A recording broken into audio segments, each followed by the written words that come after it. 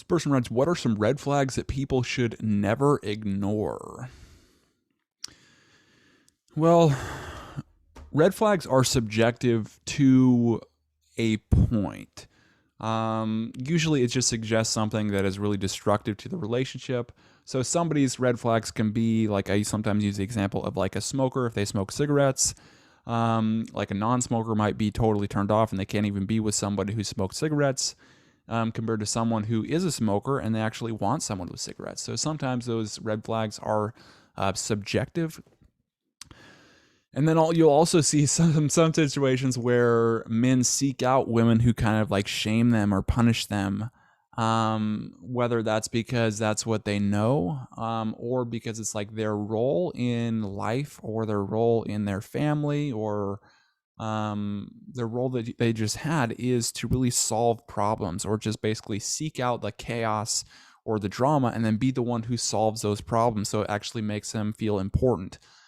Now, as far as a long-term relationship, I definitely would steer away from that approach, trying to fix somebody, trying to come in and save the day, because oftentimes what it does is just ends in disappointment, failure, a lack of respect after time.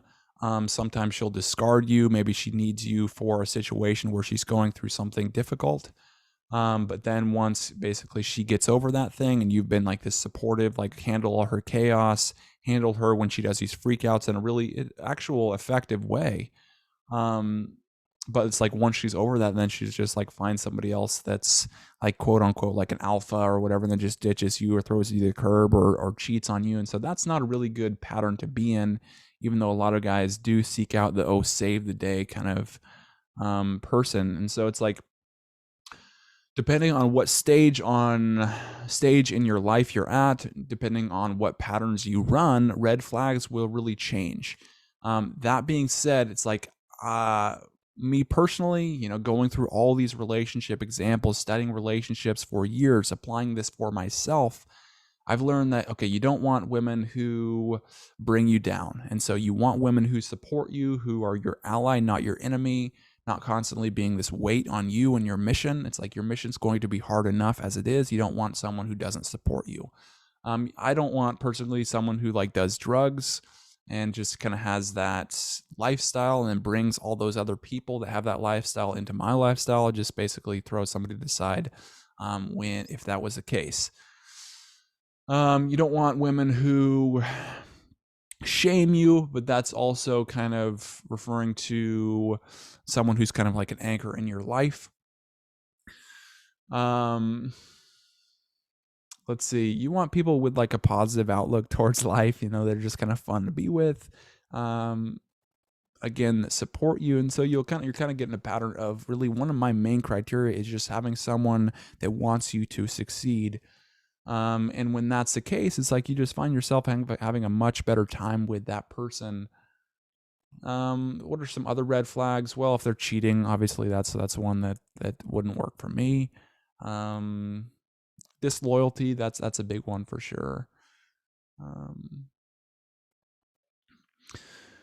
So off the top of my head, it's like that's kind of what I'm coming up with, but it's like you have to define your own red flags for yourself. Go back to that like smoker example. It's like, well, what do you really want in your life? Define that. Once you can define your criteria, and then also revise it with each date that you go on, revise it. So it's like maybe you find something you like in this person and you basically put that down. Maybe you find something you don't like in this person and you put that down. And then eventually what you'll find is that once you define your criteria, your reticular activating system in your mind will basically just narrow down your search, and you'll see those people that fit your criteria everywhere. Just like if you go buy a car, or maybe you're interested in something like a motorcycle, and then you're seeing motorcycles everywhere where you never saw them before. Same situation when you define your criteria, you'll see those types of women everywhere. Or where you go to grocery stores, public places, and then it's just a matter of asking them out, approaching them, breaking the ice. And then it's kind of like a numbers game. You get them on dates and you just have fun. And you follow some kind of guide, some kind of system so you don't mess it up. And that's really what a lot to do with success in relationship is like finding someone with initial level of attraction, and then you do act in ways that don't drop her attraction. You don't mess up. So it's like you don't talk her out of it. You don't chase her out of your life.